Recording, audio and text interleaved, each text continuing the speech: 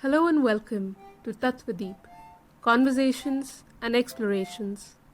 For our 6th episode, we sat down with Dr. Sherli Koshy, an applied mathematician and an educator with an interest in mathematical biology and STEM education. She is invested in increasing diversity in STEM, particularly with respect to students with disabilities. She is currently a postdoc fellow with the University of Connecticut Health Center and is working with modeling biofilms. She is a third culture Malayalee Indian who was born and raised in the Middle East and is a wheelchair user. For Dr. Koshy, teaching mathematics is an ever-evolving work of art that depends on the teacher's willingness to evolve as an educator. In this conversation, we explored mathematical biology, how maths is influencing the work of biologists by adding new perspectives to the subject and also by reducing the amount of time spent on understanding and dealing with different real-life problems like cancer and plaque. We also discussed chaos theory, a branch of mathematics that was popularized in the 90s among the general public through the film Jurassic Park. We hope this conversation can help the listeners see math as something beyond the textbook, beyond the fear, beyond a sense of inadequacy, and see it for its tattva, its true essence, and for the intricate tapestry of numbers, symbols, theorems, which when closely observed by the student, provide new ways to see the world and ourselves. We apologize for the poor audio quality on Disha's end in this podcast. We used a new pair of headphones and it's fair to say they fell far too short in delivery, but you should be able to hear it well enough as it is.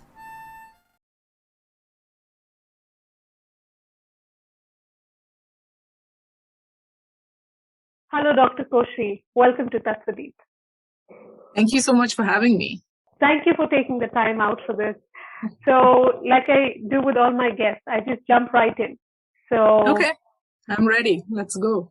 Great. Okay. So my first question is, if you can start us off by telling us a little more about what mathematical biology is. What is the subject? So it's literally that. It's like mathematics in biology. So we take biological data and we look at it from a math point of view. So, for example, the kind of work that I do right now, I'm looking at dental plaque, on our teeth. Those are formed by microbes like bacteria or fungi. And then we look at that and we use mathematical models to understand how these microbes interact with each other. And the reason why we do that is that experiments are there. They're great, to understand what's happening between these microbes. But sometimes it takes a long time to do these experiments. Whereas these mathematical models might recreate that situation in a lesser time. So we can look at different scenarios at a shorter time, like, for example, if you want to see whether these two bacteria are just fighting for resources, or you want to see whether one bacteria is affecting another, the experiments may take, days. Like it'll take 24 hours to grow the bacteria, then you have to image it, then you have to count those images, all of that. Whereas the actual model, the mathematical model or the simulation may take 2 hours, 1 hour max. So we can do different scenarios, and then we can give the experimentalists, hey, try this scenario. Maybe this scenario might be the reason why these bacteria are acting the way they're acting. So it's kind of it's helping the experimentalists, decide which experiments to spend their time on. Right. I think I get it. So it's speeding up the process. It's letting the people, the experimentalists, know to discard and where to focus their energies on. Which makes a lot of practical sense. So, I think the question then is that what took so long for this to come along, for math and biology to come together? And why I say so long? Because for me, coming from a non-mathematical background, right, seeing math and biology come together as one, this marriage was unimaginable. There were always these two separate branches, but apparently this has been around for a while, but not as perhaps as far back in history as we would like it to have been in order to save the Yes. time that you spoke about. Yeah. Yeah. So math and bio, the marriage of it has happened, I think, in the 90s, maybe, or 80s, 1980s. But Okay. yes, you're absolutely right that the progress has been slow. The marriage between those two have been slow. It hasn't been as involved as, say, math and physics or math and chemistry. I think it's also because computationally we've grown, right? So the computers come into play. I think because of the computers, there's a lot of speeding up of processes. Right. So I think that also helped with this marriage, with this coming together of these two subjects, and also I think the globalization, the world has become smaller, so disciplines have learned to talk to each other. More. It's easier to find collaborators. It is easier to share data. It's easier for people from different countries to come together. So I think that's one of the reasons why like math and bio have now joined forces. Also, and you're absolutely right. When I came from India for my PhD, I had a vague idea of what kind of math I wanted to do, but it's only when I reached here that I was introduced to math bio, to mathematical biology, so you're very right in that even for people from the mathematics field, it is pretty new. So, the community, the math bio community is maybe around 300 to 400 people. There's not a lot of mathematicians who do biology. In America right now? In America right now. Maybe 300 to 500. Yeah. 300 to 500 maybe, so it's a small community, but we use a lot of the mathematical tools for different biological questions, so some people will do it for environment, some people will do it for microbiology, some people do it genomics, like a lot of genetic stuff, so genetic data, and then cancer research, of course, is very important here, so right. they use I found your interview on this channel called Meet a Mathematician, and the wonderful initiative. That's where I also found another professor. She's at the University of Michigan, Dr. Trisha Jackson, and she's a mathematical oncologist. And before I saw video, I saw hers, and it really blew my mind. I mean, what she's specifically doing is she writes down systems of, I'm quoting her here, she writes down systems of equations or mathematical models that describe tumor growth and the therapeutic options for them. So from what I gather from what you have said is an aspect of how math applies to biology. In the sense, you conduct some, you apply formulas, the formulas picture, which then tells you what the person who's going to be doing the experiment can focus their attention on. But here they're also, in her case, they're also offering some therapeutic options. So is it like a 50% biology, 50% math come together, or does one have an upper hand? Do you have to have a mathematical background to come up with, you can't have a mathematical background to come up with therapeutic options, right? You need to be a biologist then. So how is this? This is if you can elaborate. So it is definitely a 50-50 split, because without the biologists, we wouldn't be able to do our data. Because what we look at, like if we don't have experimentalists to work with, we will look at the papers that they've published, so we will get data from the papers that they've done. So without the work they have done, we wouldn't be able to construct our models. I mean, we would be able to, but they won't be realistic, so we won't be able to give realistic values to those formulas or realistic values in the equation. Like Dr. Jackson's work, like she collaborates a lot with oncologists, so she gets a lot of data from them so that she understands how the tumor can work. And then she also gets data about what kind of drugs can be used, right? So what drugs can be used? What do the drugs target? Like, so she will get the data on, okay, this drug targets this particular gene, or this drug targets this particular protein or antibody or something like that. So, without their work, without their input, I don't think that mathematical biology would advance as much. So, when you came to America and you have a background in mathematics, so that was Yes. your forte. So then, did you have to learn biology from scratch? Did you have to have a beginning there also in order to bring more to your work? So, for my PhD, no, I didn't, because the thing is, the work that I was doing for my PhD was mostly reading papers, so I read a lot of equations, papers that people had already written about, say, predator-prey models. What I mean by that is, like, say, for example, wolf and sheep, right? Wolf is the predator, sheep is the prey. And so how do they interact? What happens when wolves are more or sheep is less? All of that. So those kind of models is what I investigated for my PhD. So there was not a lot of work with experimentalists, so it was mostly just me reading a lot of papers and then applying mathematical tools to them.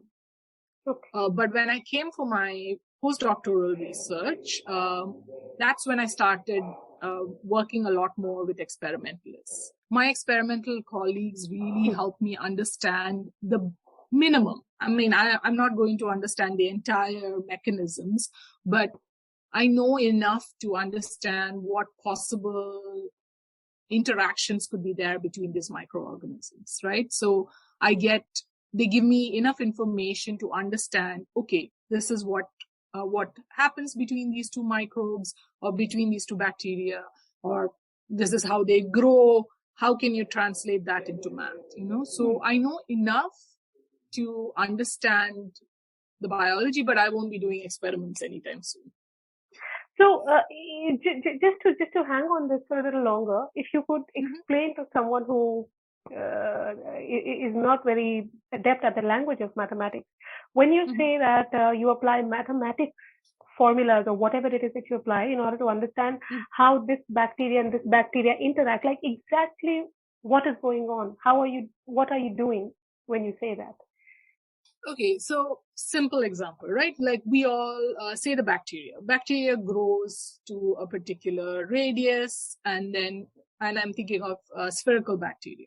So if you're talking about round-shaped bacteria, circle-shaped bacteria, they grow to a particular radius, and then they start dividing. They have daughter cells, and then the daughter cells also grow and divide. So this growth can be modeled using mathematical equations. So we can tell the rate of growth, with an equation. Like we're saying, okay, it should grow at the rate of, say, and I'm doing a very simple version of it, say it is growing at a rate of 5 meters per second. I mean, that's really fast, but say 5 microns per second. Okay, it's growing really fast. It's going really fast. And then when it reaches a particular radius, say 2 microns or something like that, it divides into daughter cells. So the numbers I'm using are all weird, but what I wanted to say was that, so you can use equations to model how these bacteria are growing, right? So how fast are they growing? What do they need to grow? So I will assume that they need to eat something, right? They need some nutrients. So I will say, okay, they're absorbing the nutrients at a particular rate. Like all of us have to eat, but we don't eat constantly, right? We eat in the morning, afternoon, evening. Yeah, intervals. So the same thing for the bacteria. So the bacteria will eat at some rate, they will grow using that nutrients, and then they'll divide. So these are all modeled using equations. Even like, for example, in my particular model, the nutrients have to kind of dissolve in the liquid, right? So they have to dissolve at a particular rate, at a speed. That speed is also modeled using math equations. Right. So from what I understand from what you're saying, so if we remove this mathematics from it for a second, if we take away the fact that your math is speeding up, then the biologist who's looking under the microscope or however they are conducting the experiments would also get an idea of this. they would be able to know at what rate they're eating. They would be able to know when they eat. They would be able to. Only thing is, they'll have a lot of experiments, and not like you said, you're cutting short the time. So that is really the only added advantage that that's a huge added advantage. I mean, when you think of cancer, when you think of plaque, all these things are real life problems. And if mathematics is speeding up in finding us a viable solution for these problems, it's good. But is that the only added advantage that mathematics is bringing to us? So one, yes, like the experimentalists can definitely do this, but it involves a lot of effort on their part, right? Like they'll have to observe the bacteria every half hour. They'd have to take images. They'd have to look at how many nutrients are absorbed. So they'd have to measure the nutrients. So there's a lot of manual labor, right? Manual skilled labor from these experimentalists to do all of this. Then, so the mathematicians bring, the equations for all of these models and for these interactions. Another thing is that there's also a way of looking at it differently, right? In the sense that we may think that, these bacteria are interacting with, so sometimes the experimentalists will say, I don't know why one bacteria is causing the other bacteria not to grow. I don't know why, and they will look for multiple biological reasons, right? So for us, we can model those reasons using our equations. We can say, hey, one is not only the growth, we can also put forward hypotheses. We can test the hypotheses using these equations. And then that way, again, yes, the major thing is we do cut short the time, and we also give another way for the experimentalists to think about it. So we give them a fresh perspective. I mean, that's what I think. And we give them a perspective of, maybe is it this or is it that? Is this something you've thought about, or is that something you've thought about? And also, during my PhD work, I the models what I was trying to investigate was that, is there any chaotic behavior in the nature, right? So, and is chaos that bad? Is chaotic nature bad? So what experimentalists or biologists are like, no, chaotic nature is a bad thing. We shouldn't go for it. Yeah. But, what I was trying to show was that not necessarily, that's what I was trying to do. And chaos or these kind of concepts only came about in the 1960s. So it was a fairly new concept. And even, the things that I looked at was how, do the populations die out if chaos is there? And then what I found was that not necessarily. Chaos can actually help push the population to a safe level, like a non-extinction level, So, and of course, the models that I looked at were very small, like it's only 3 species or 4 species models. Definitely, I haven't looked at like a human ecosystem or anything, but there's promise in that, in that thought. Order out of chaos, that phrase exists. Yes, right? Exactly. Yeah. So the thing is, I think I feel like math also helps give a fresh perspective to biologists. Like they've been investigating these questions for ages, for centuries. And mathematicians have also been using the same tools for ages. And then when they realize that these tools can be used to answer multiple other questions, right? Not only in math or not only in physics or not only in chemistry, I think that opens up the field. Like Dr. Jackson, she is a mathematical oncologist because she works with cancer data. Of course, she's not a doctor. I mean, she's not a practicing oncologist, but her tools give fresh insight. That's what I feel. Right. That is really some of the most interesting stuff I've heard in a long time. All the things that you said. So there are 3 questions here. The K bit, I will leave it for a little later because I really want to, take a deep dive into it. It's phenomenal.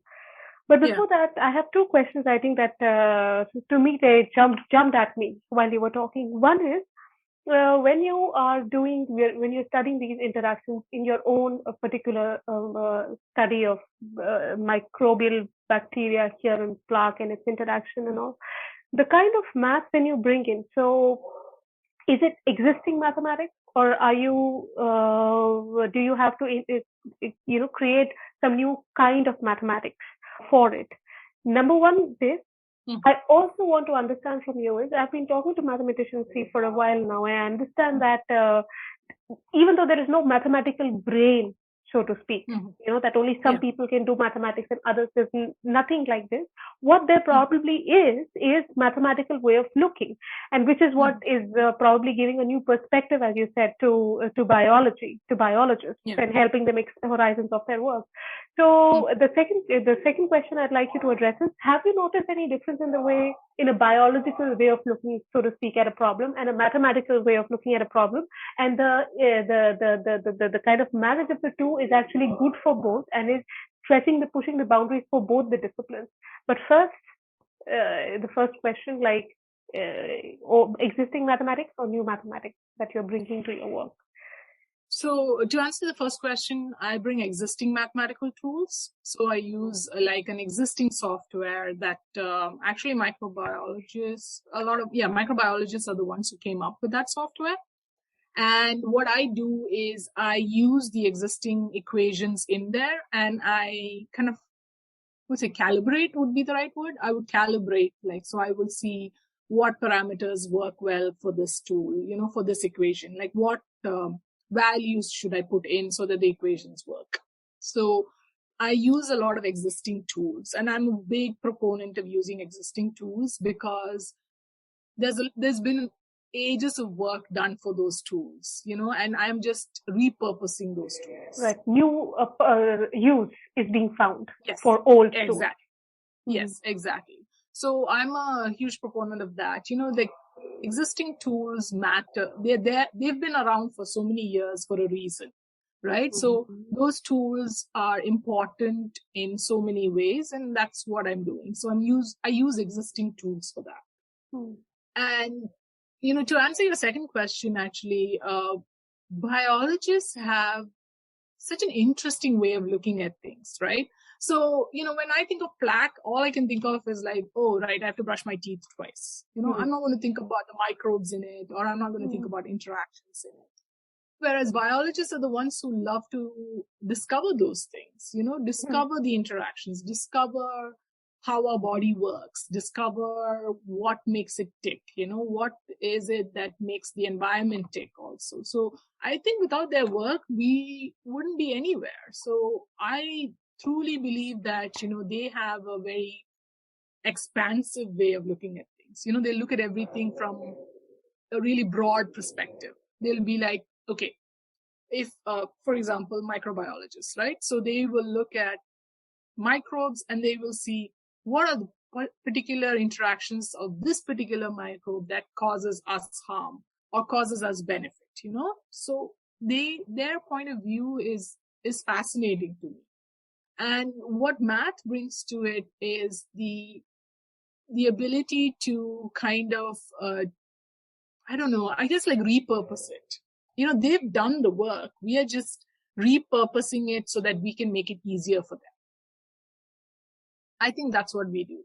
I think it's when, before computers, we had the fax machines, things would go from one place to another, definitely, but computers speed it up, right? That's the thing. They're doing the work. We are just enhancing it. That's what I think.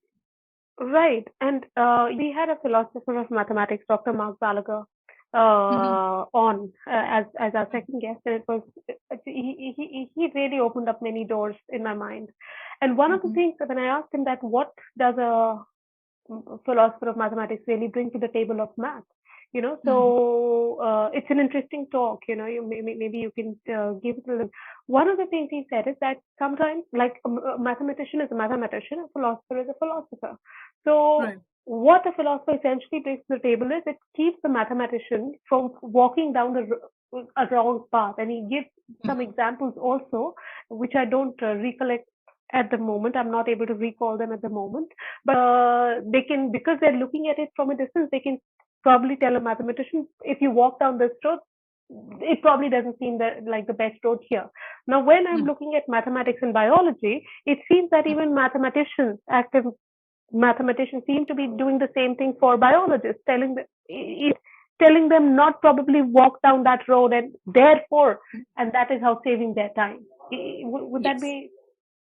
I think it's a mutual thing, in the sense we definitely help them in maybe saving their time and showing them, maybe you can do these experiments. And what they help us is understanding our tools better, like understanding where these equations can go, like understanding that, these equations, with their data, that's how we understand that this equation is the right fit for this data.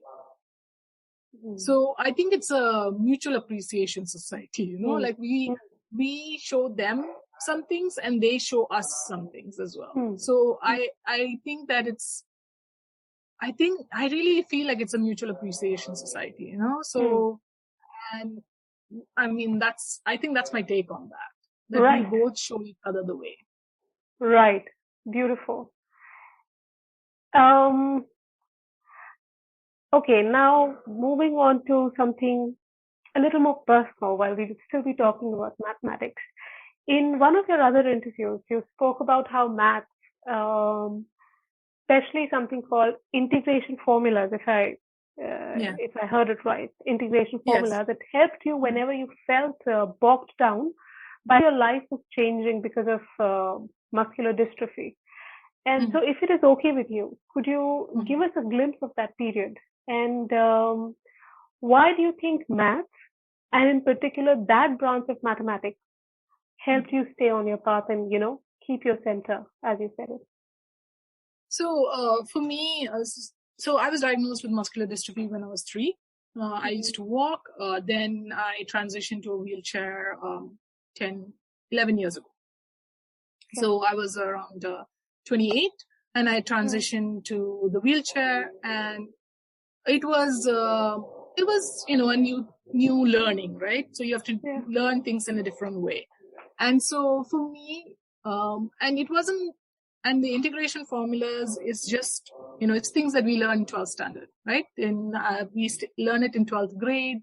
If you've taken math with science, you usually do integration formula. Okay, so you usually do integration formula. No, I did take math, but I don't remember. So I have siblings who feel the same way, so I understand your pain. But, so over here we call it calculus. So there's a lot of calculus formulas, right? Okay. So so the reason I remember those is just that it was something that was not changing. My life was changing, my physical health was changing, and this helped me. I don't know. It centered me in that there are things that will not change. There are things that I can go back to, and so for me it was all about I can use this math to teach, and that's what I did.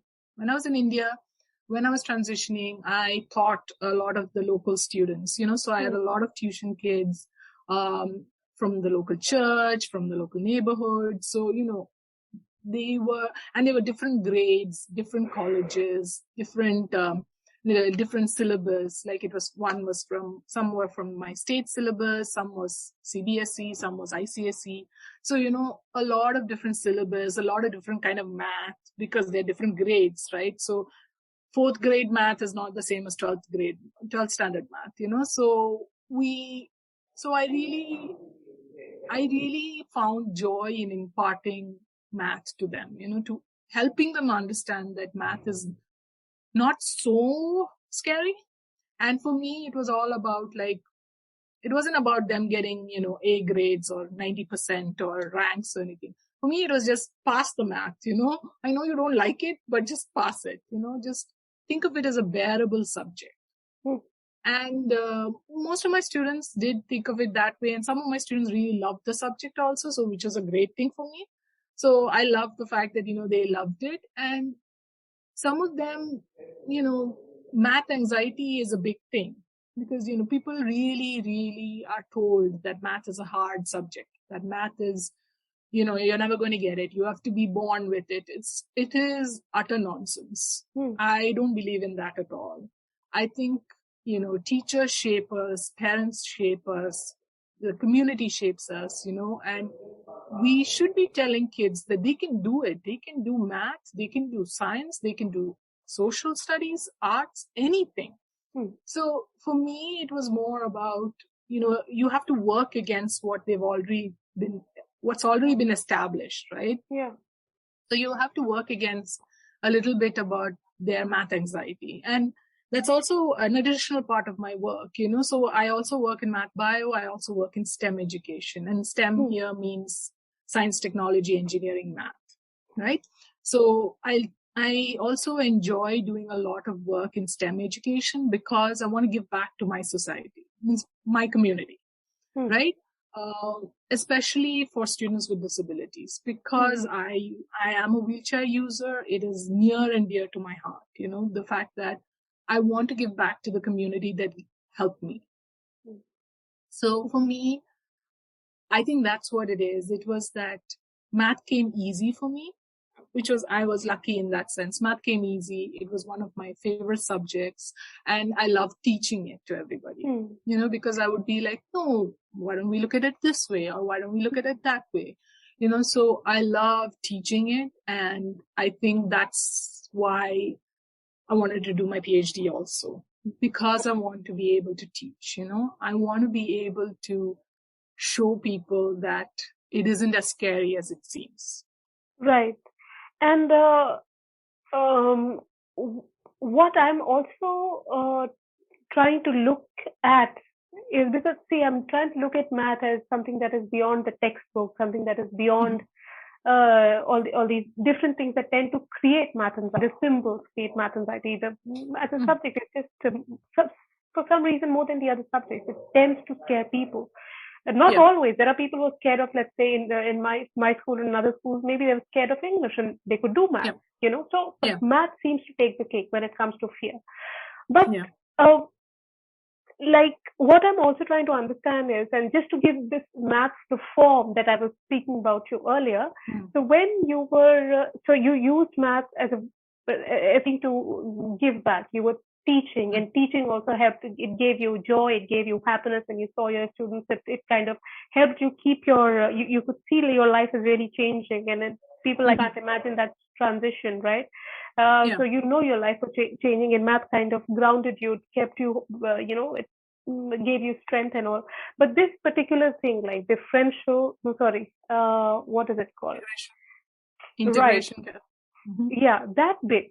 When you chose that bit, like you said something in the beginning, which is, you said it does not change. Some things do not change. So whether consciously or unconsciously, you were able to, math was able to show itself to you and say, hey, math is one of the most things that is trying to understand the nature of reality. Here is how things are.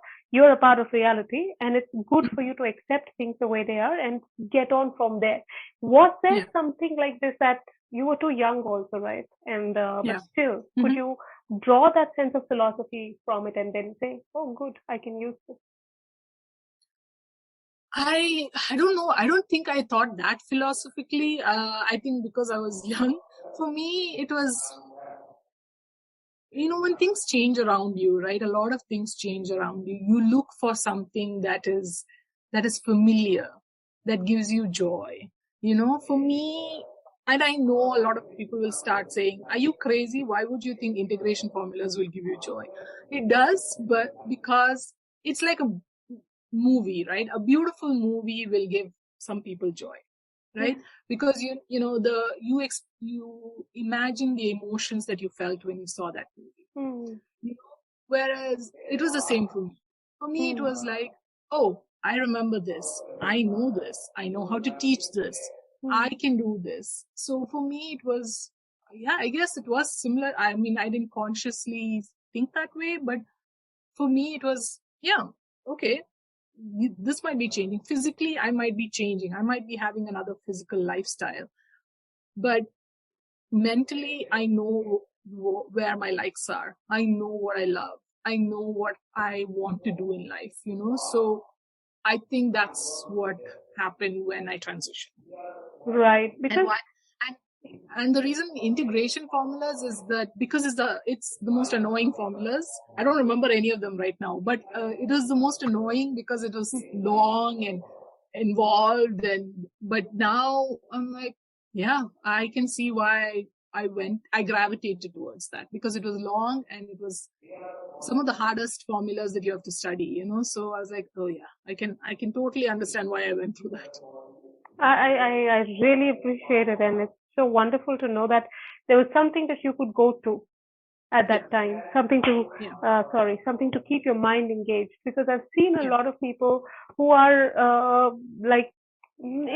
people go through different kinds of struggles, but I think the struggle worsens when you're unable to keep your mind active, and maybe even when you have something that you can engage yourself with, maybe there is something a step prior to that, maybe a willingness to want to engage your mind and not give in to this struggle. It is some strength of character that this shows from you saying, okay, let's go this way and walk down that road. Thank you. Yeah, I think it's also, for me, it's also the people I surround myself with, like my family, my friends, my tuition kids, or even when I'm here, I have tons of interns that I loved teaching, that I loved helping out with their research.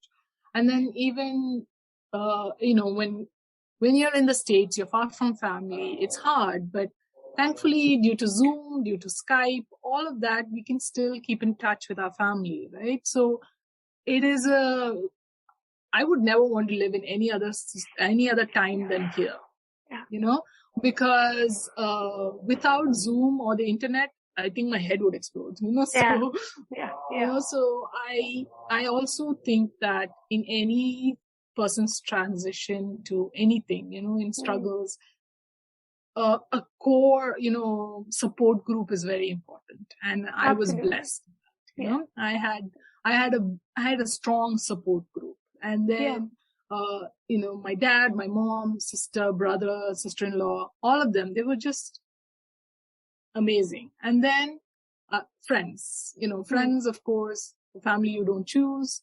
And it's very, without their support, I don't think I would have gotten to where I am, So definitely, yes, I do believe I have a strong character, but it has been molded and shaped by these people.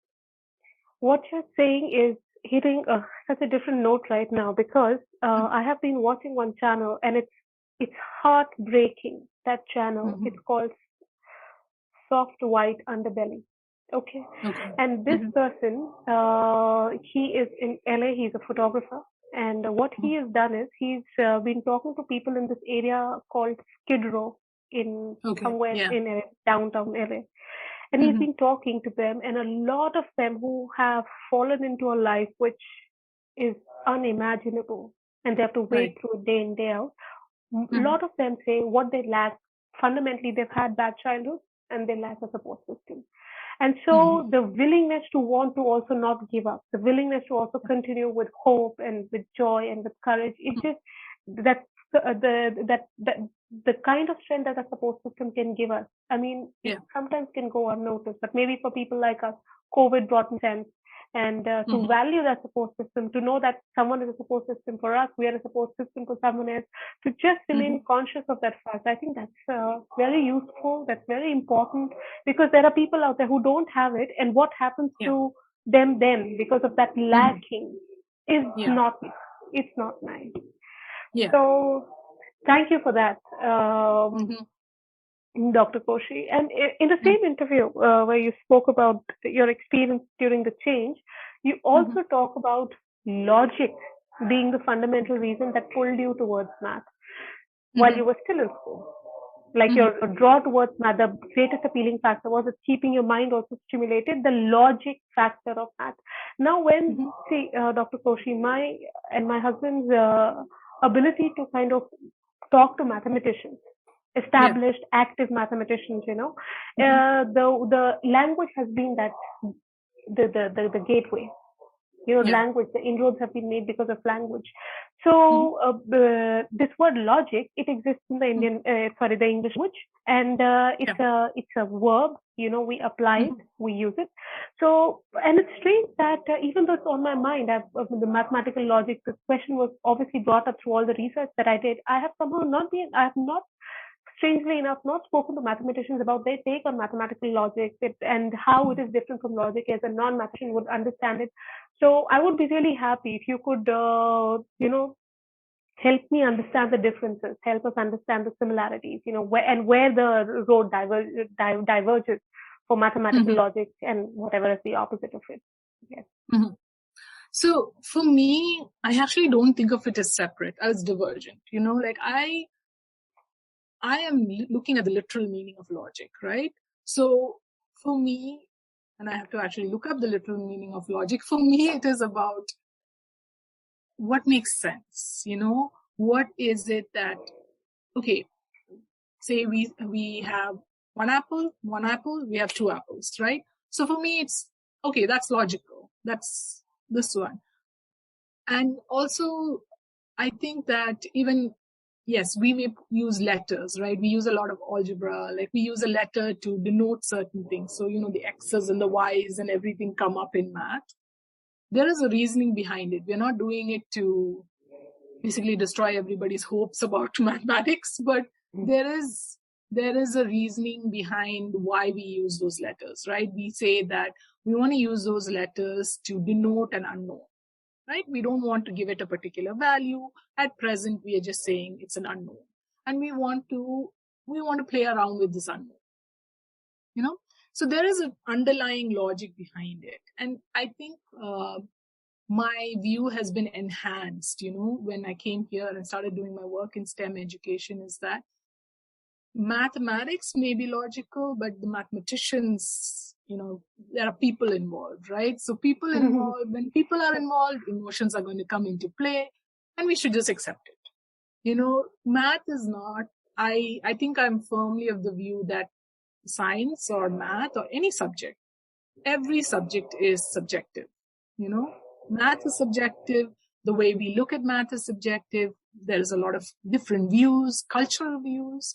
I mean, the cultural history, the perspective, there's a lot of difference in that. So when I say math is logical, yes, for me, math is logical. Mathematicians, no, they're humans. They are going to have a lot of emotions, and that is fine. And we should just celebrate that.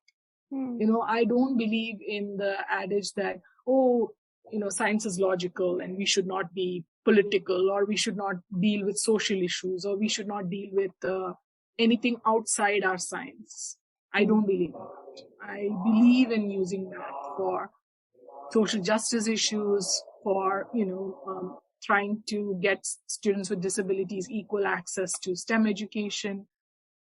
That is what I believe in. And I think that's what it is. So when I say math is logical, what I mean is, yes, the rules are logical, the way we use it means the use of it is logical, but then, like everything has a good and bad, right? So that same logic, sometimes people use it for bad, sometimes people use it for good. Yeah. And, I think that's what it is. So for me, I'm quite literal in my thinking about what logic is. I don't think there's a different way of looking at mathematical logic and normal logic. I think it's just, yes, definitely mathematics has made me more analytical. I would say I'm a little bit more analytical, but I don't like to think of it as a different subject, as divergent. I would say they're definitely the same. I mean, for me at least. Okay, so I think what you're also saying is that, see, we're human beings, right? So if so we have an ability to be both logical and illogical, right? Yeah. Whatever reasons, right? Lack of knowledge, ignorance, emotions. There are very vast factors at play. When you do something like mathematics, which has logic inherent in it, what you're probably doing, because of the way you are looking at these problems, because them being of a mathematical nature, logic being a part of them already, that then as a tool can help you sharpen your logic as a person, Yes. Yes. I would say that would be that would be a great way of describing it. Definitely. I think, yes, definitely the way in which I look at it. I mean, I don't want to generalize to all the mathematicians, but the way I look at it, yes, it definitely shapes the way in which I look at things in my life as well. Wow. So it helps me. I keep going back to the phrase, it centers me, it grounds me. It helps me understand that, there is inherent joy.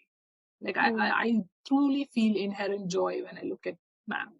And I'm sure that's not the general view. Joy, it is. The mathematicians are, joy and beauty and happiness. And they're saying they might have different reasons for why it is, but even there is similarity in the reasons also. Like the whole fact that the kind of connection, you're walking down a path and you don't know that there is this beautiful connection ahead of you. But if you persist, you will find it. And that persistence and then sticking to the problem and then finding the connection it seems to give mathematicians a lot of joy. And this brings me to something that if you could just give me a minute, I'd like to share something with you. Because I've been looking at, yes, math is a way. It can help you look at the world in a certain way. It can help you look at problems in a certain way. It can center you. It can calm you. I was watching one video and someone had left this comment on the video. It said something like, it doesn't matter what the video is. This comment is important. It says, it's really cool when two completely separate things you like inexplicably come together for no apparent reason. No, I don't know if this person is a mathematician or not, but he's speaking things coming together seems to bring joy to people anyway. You might be finding it at a more regular basis in mathematics because of the nature of mathematics. In life, it might not always be there, but because we have the ability to recognize something coming together and finding joy and beauty in it, to say something very inherent, something very intrinsic about our nature. And for a mathematician to find that on a regular basis in math, I think it is a reason for joy for you. Yes. Right? Yes, definitely. I mean, that comment is very profound. And I think everyone has that, right? Like we don't always find joy in one thing. I mean, at least I don't. Like I think that, there has to be at least 2 or 3 things, that you bring together to find joy in. Like, for example, for me, I loved biology. I mean, I liked biology. I didn't love it, but I liked biology. I liked math. And I was like, okay, how can I use math to understand biology a little better? And then I really was interested in knowing, okay, I want to advance students with disabilities in STEM. How do I do that? Oh, I have these tools, and the person I work with, she's a science education specialist, and she is more about the qualitative science. She's more about analyzing the themes and talking to people and in interviews and case studies. And I'm more about, give me the numbers. Let's see what the numbers are telling us, So, and another mathematician and I. So like it's the 3 of us, it's a good mixture, because one keeps us centered on the philosophy and the themes and the qualitative side of it. And we both look at the numbers of it. So, and she tells us how, they're not just numbers. There's a story behind them. So I feel like, I think that's what I love about the fact that, I love applied math because I can bring 2 things together, or I can bring 2 or 3 things together sometimes, so I think that's what it is. And seemingly opposite. And then it's amazing how when they're just brought together and they just fit. How it works. Exactly. It just had to be brought together. Yeah. Yeah, great. Now, you have done your PhD. You focus towards chaos theory and at least an aspect of it in your PhD. Now, I would like to understand from you. I understand the word chaos, like I've experienced the word logic in my life, and continue to experience it through its presence or absence in my life, but I do continue to understand it. Chaos, yeah. I have caused chaos. I have dodged chaos. I have been with people who are chaotic. I've been with people who, kind of have it under control. So, I mean, it's a process of unfoldment anyway. Chaos on an everyday basis. There is something chaotic, something then has to be, put back in or whatever. So, through your study, you must have probably even from the 1960s where it was first found, and there were some amazing books also written on it. Could you please help us understand what math has probed into the nature of chaos, how math found it, and why it had to be math that got into elaborating this, enunciating on the theory of chaos theory. How far has mathematics come in its understanding of what chaos is, and where does this understanding currently stand? So there are like 5 things to it. If we can break them down one by one to get a better picture. Yeah. So chaos was first discovered in the 1960s, and it was actually by a meteorologist. So he was he was looking at things. What he did was he was looking at a differential equation system, right? So he was looking at weather patterns, and he was looking at 3 equations. And what he did is that he tweaked he found the results for one set of conditions. And then what he did was that he changed the conditions slightly, and he noticed that he is getting a different set of answers. Like we know with the weather, right? Like one day a person will predict the weather to be tomorrow, it's going to be sunny, and then we get up, it's raining, So because there is a slight change in initial conditions, in some condition, some change is happening later on, So there's a famous saying in chaos that when a butterfly flutters, beats its wings, a tornado will happen somewhere. What it means is that if there is a small change in a chaotic system, if there is a small change in certain conditions, some other kind of behavior will occur. And which is, I think even the word chaotic also means the same. It's that there's chaos theory in math, it's a kind of a misnomer, because it's not exactly that there's no pattern. There is patterns, there are discernible patterns, It's just that the same pattern may not happen all the time. That's what it is, So for mathematicians, what chaos theory means is that, okay, if I change the conditions in some way, am I going to get another behavior?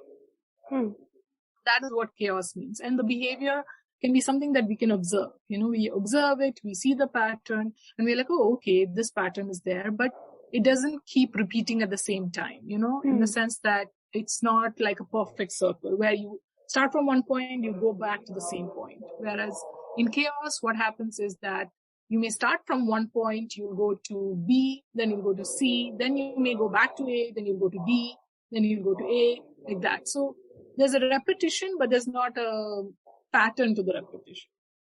That's the thing.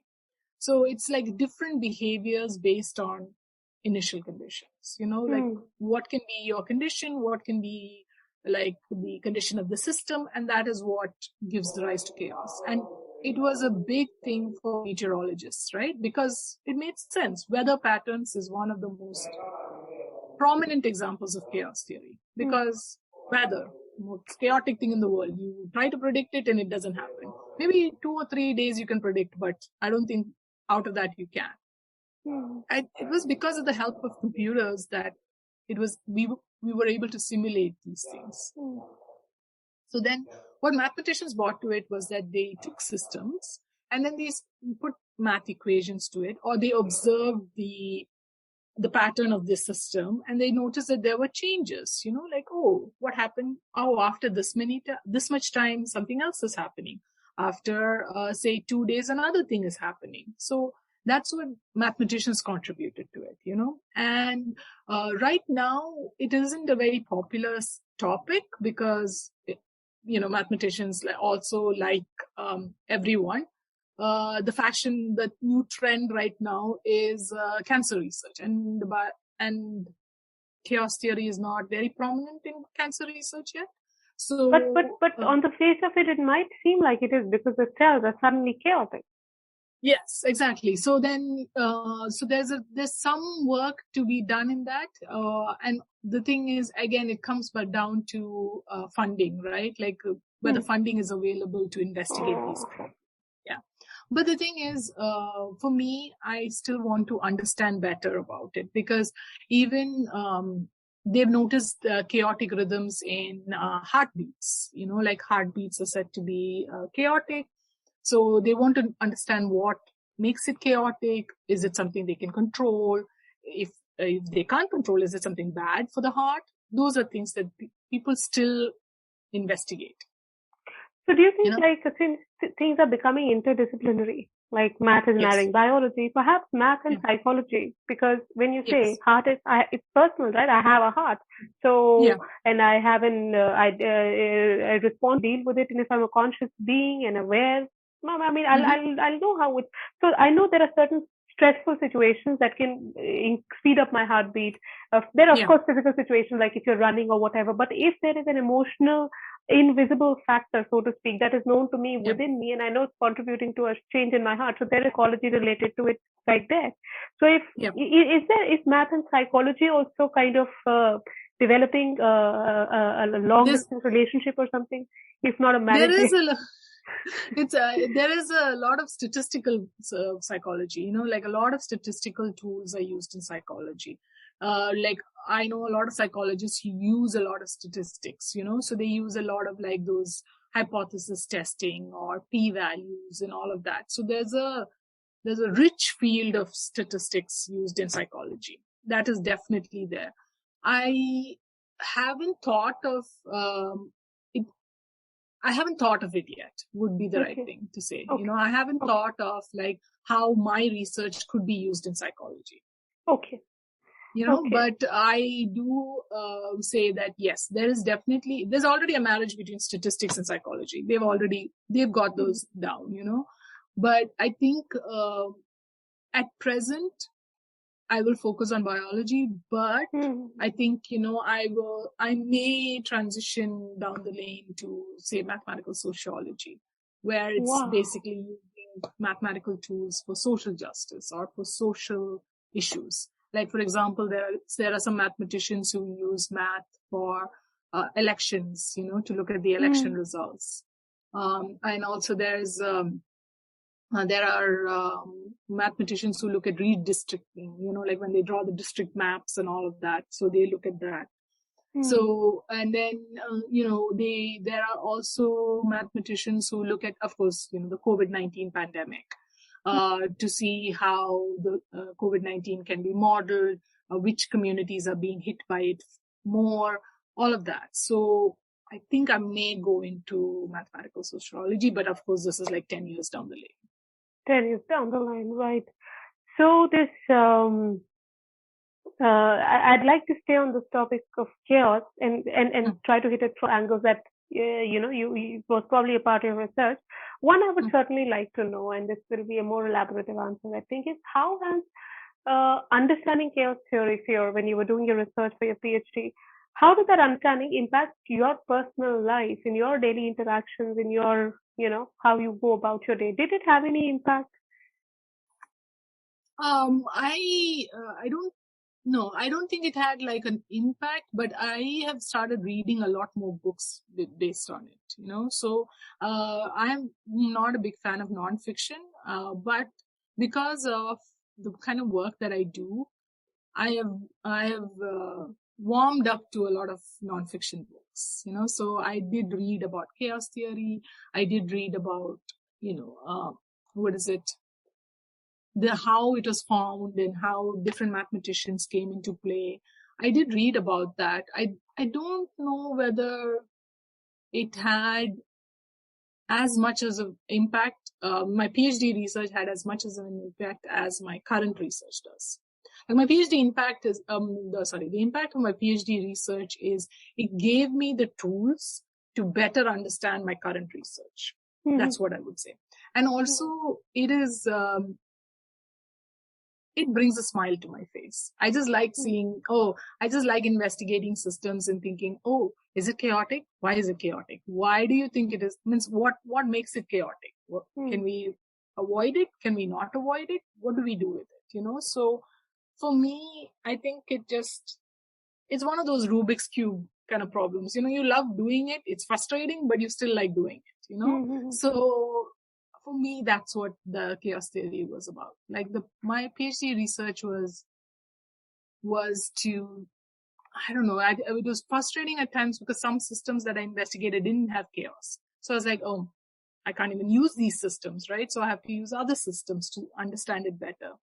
So for me, it was frustrating, but it was also lots of fun. And currently, I'm also using it with one of my undergrad researchers is also using chaos theory for one of her research. So I love the fact that I could use a topic that was, that went out of fashion in the 1990s. And so I like that I've rediscovered this topic for myself and that I'm using it for research that is current. Any books for beginners? Do you have any recommendations? I can definitely, I don't remember it off the top of my head, but I can definitely email. But I'll include it in the description. I think it'll be nice. Yeah, because there is one book that I'd read last year, which was it just talked about the journey of chaos theory, and it was, I'm blanking on the name, but Through the Looking Glass or something, one of the old, seminal teachers. That was very good to read. Yeah, that isn't the one I was thinking of. It was like some other book, which I'm totally blanking on. But for a beginner would be good. Yeah. It's like an entryway. Yeah. Yeah, and one thing, I love mathematics, but we are not very good communicators. So this book might be a little dry for other people. So, but I can definitely let you know what the name of the book is, So, I'm actually, while we're talking, I can definitely find that out because I remember reading it last year and I was like, whoa, this is a little deep even for me. And I've studied chaos. So it was definitely a mathematician who wrote that book because it was intense. I was like, and the name of the book is Chaos Making a New Science. Lovely. Chaos Making a New Science. Yeah, it's a pretty good book. And I think he wrote a book about Richard Feynman, physicist. Yeah. So he is a science writer, So it is, he's not a mathematician. He is a science writer, but he was talking about mathematicians. Sure. And it's a good book to understand what chaos is about. And he talks about the different mathematicians. So it was interesting for me to read it. Like I read it last year, which was like 4 years after my PhD, but I found it was an interesting read. A slow read, but definitely interesting. So in popular culture, Butterfly Effect, there is a film also called Butterfly Effect, but I think before, it's an Ashton Kutcher film, but before that came was Jurassic Park, where we first heard about, a butterfly flaps its wings in Peking and you have a tornado or a hurricane in Central Park. So, and the phraseology stuck, the phrase stuck. And because it was so bizarre and out of the world, excuse me, what did you just say? And it stuck. And for a strange reason how human brains work and the things that we tend to just accept, there is something to it. But anyway, that's not what I'm getting to. What I'm getting to is, do you remember the film Jurassic Park? Yes. Do you remember it well? Definitely. Yeah? Yes. Yeah? Okay, definitely. great. Yeah. So now, the Ian Malcolm character. Yeah. The guy who played Jeff Goldblum, Jeff Goldblum, right? Yeah. Who played the character, Ian Malcolm. Now, he was a chaotician, right? And it was a chaotician. Now, it's easy to forget what it was he was saying because he's so just flamboyant and, so he's a thriving personality. It's fun to look at him. But there is something that he does. He is the one who, from the get-go, was able to see what is wrong with Hammond's whole venture. Now, he cites some very philosophical, very human reasons. There was no reason to comment on security. Hammond had put in, he said no expense, keeps on repeating. So everything was top notch. Nothing was supposed to go wrong and everything did go wrong because of the reasons that for reasons that I think this Ian Malcolm's character cited, which was lack of humility, playing God, and which the other paleontologists and the paleobotanists, they were doubtful. Yeah, they had their concerns. They were not sure of what Hammond was up to.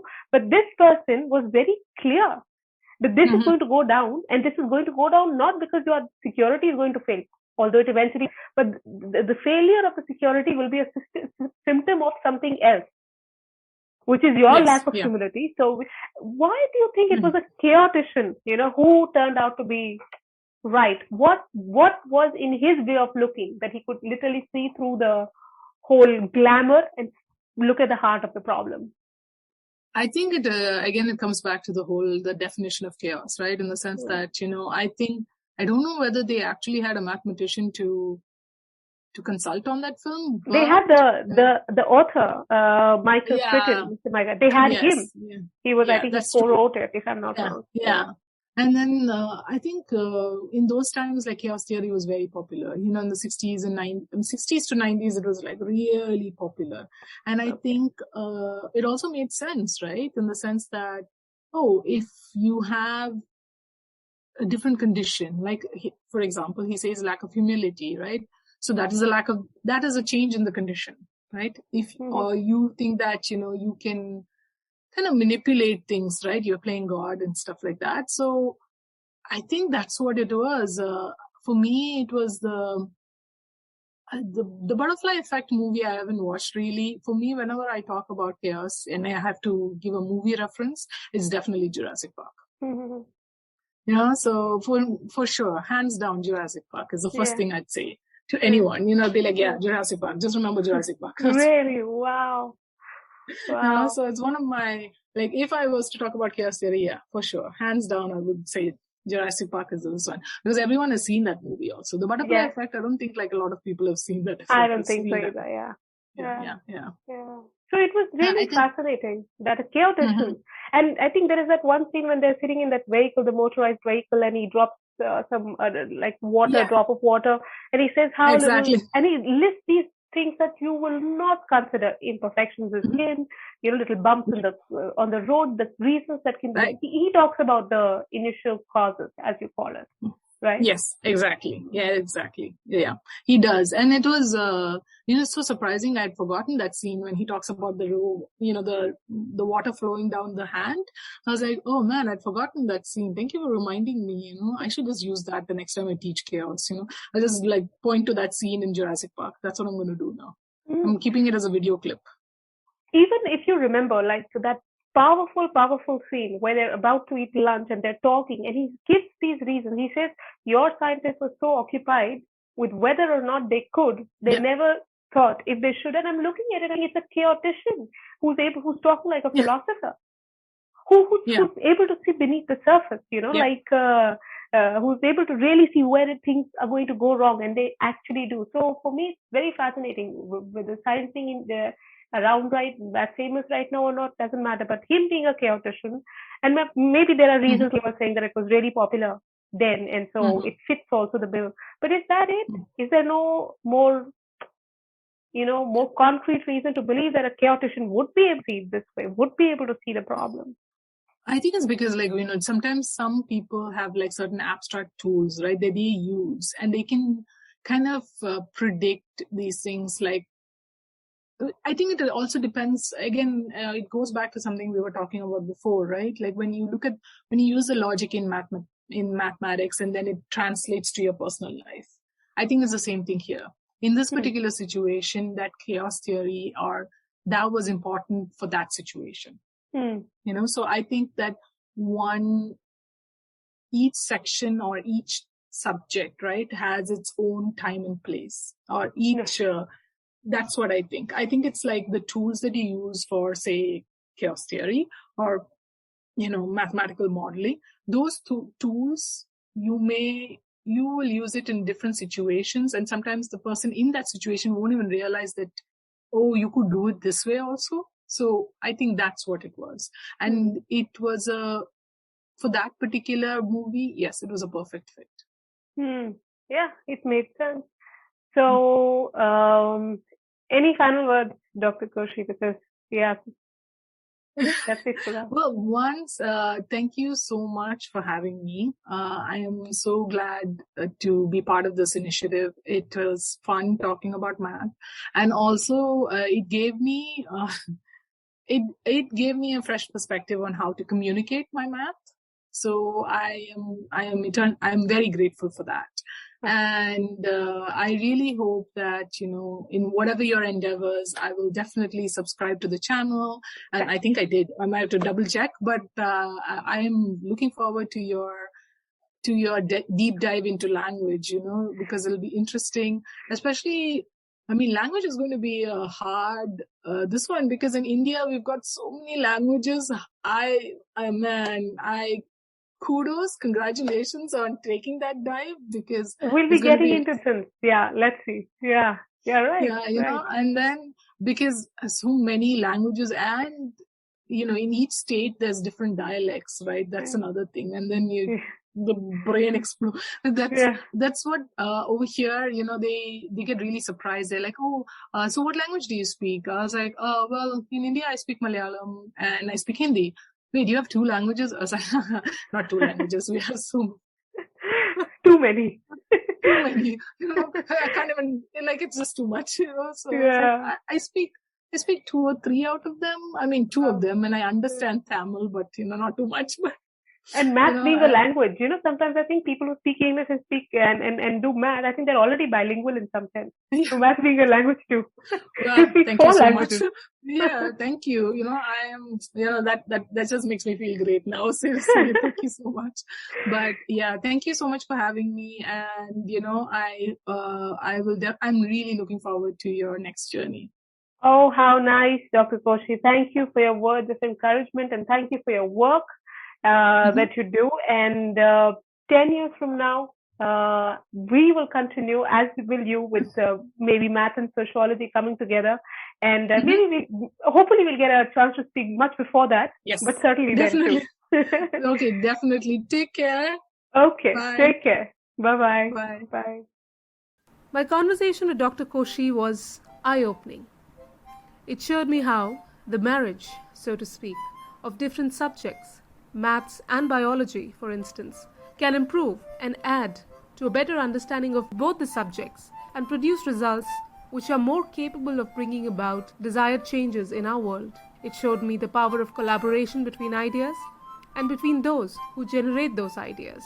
It also showed me how maths can serve as a grounding factor in one's life when things get difficult. It will be wonderful to know your thoughts on the interview. And if it inspired your worldview in any way, thanks for being here. I will see you soon with another interesting mind demystifying another interesting topic. Until then, take care.